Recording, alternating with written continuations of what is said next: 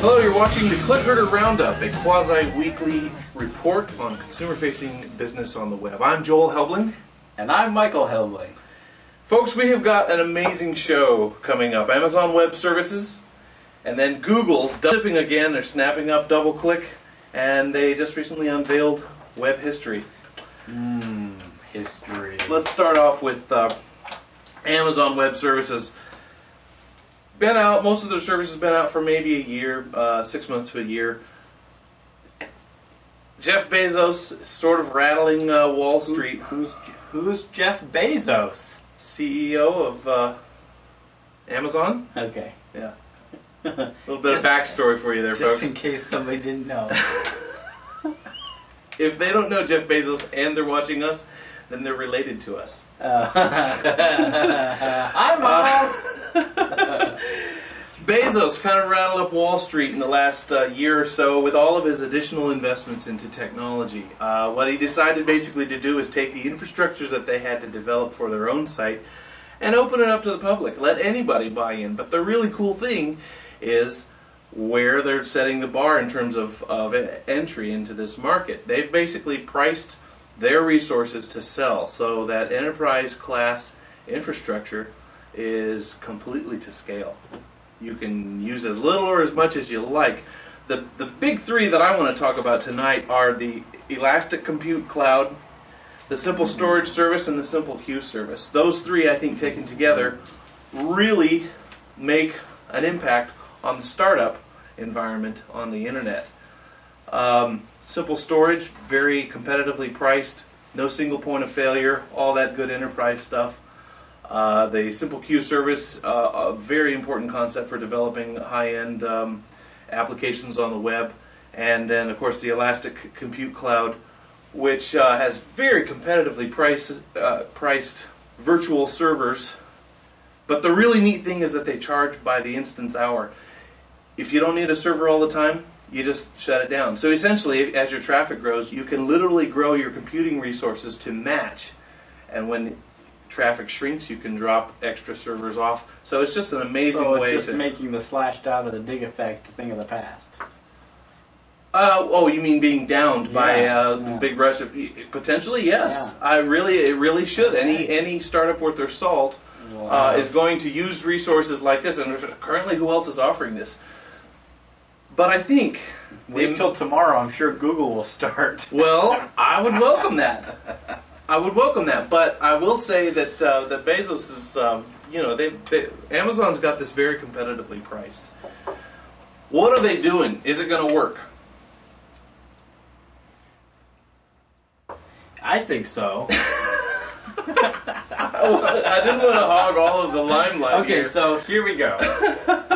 It's an incredible concept, right? From the standpoint of now anybody can get basically 5 nines and enterprise class 4 nines technically they're guaranteeing. Oh, but yeah. 4 nines. Well, whatever. But when Amazon offers 4 nines, you really tend to believe it. Well, that's the nice thing about it. Anyways, a lot of people are offering 5 nines, and you should not buy it. Yeah, like my host or never mind. Yeah. Okay, actually, Register fly. No. Anyway. So they're offering all this enterprise level stuff, but for pennies.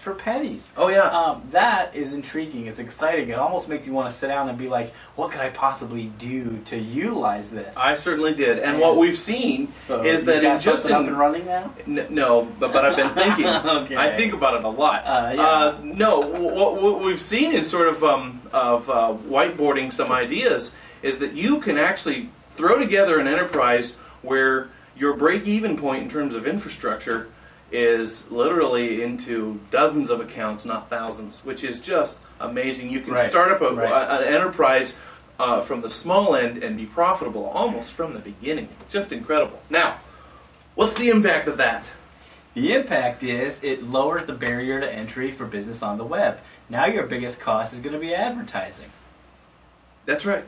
That's right. But the other thing, too, is that Amazon is effectively building an army of very loyal startups who are going to compete with Yeah. Amazon's competition. Well, and actually, in a certain sense, they're almost providing an incubator for startups. Absolutely. In a certain sense, because Absolutely. it's like the low cost of enterprise level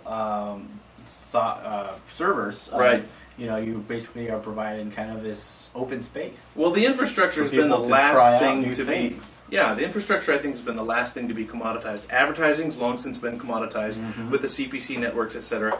Now we're getting to the point where enterprise class reliability has been commoditized and literally been made available to the market. It's exciting stuff. Let's move on. .org. Okay, well, I'm sure everybody here knows what happened earlier this week or late last week. Google bought DoubleClick, snatched it right out of the jaws of Microsoft. Microsoft wanted it. Google said, "No, Microsoft, I'm not going to let you have it." That's like the drama of an old kung fu movie. And yes, and it was like, whoosh, and they grabbed it, overpaid for it. Rumor has it the DoubleClick, which was privately held, they were spun into a private company a while back. They had revenues of about $150 million. Google acquired them for $3.2 billion. Just a massive, massive multiplier of revenue. Wow. And basically, you're looking at, what? I don't know what. What are you doing? But well, they're denying Microsoft right. a strategic purchase. But there's so many more elements to this, because now Google is really staking their claim to the fact that, hey, we are not a search company, we're an advertising company, and that's what our business is. I mean, we've known for a long time, 99% of their revenues come from advertising. They've just bought basically the standard for display or banner advertising on the internet, right? So now every time you punch the monkey or punch Osama or whatever, you're clicking on a Google ad probably, or whatever. And then more interestingly is one of DoubleClick's subsidiaries is a company called Performix. So Google is now in the SEO business. Well, Performix is an SEO and SEM firm, as well as owning affiliate marketing. So a bunch of affiliate marketing. In fact, Performix just signed Target as one of their accounts. They're launching early in May. So I mean, there's some big accounts in there, and Google's cost per action initiative now gets probably rolled into the Performix affiliate marketing, and boom, they're a legitimate affiliate marketing place right out of the gate. The SEO SEM thing is kind of weird. How can Google provide SEO? Yeah, what if I'm sure what they if you're can guarantee you results, right? What We'll if put you you are number one. a Verizon or a Target, and you now looking at Google owning your SEO firm? What's going through your mind right now? I switch up. I change my SEO firm. I can't stand Google having all of this power over my advertising dollars. I don't know. I don't know. No, diversification. SEO has become a really a game that encompasses a lot of different things, including CPC management. That's a big part of it.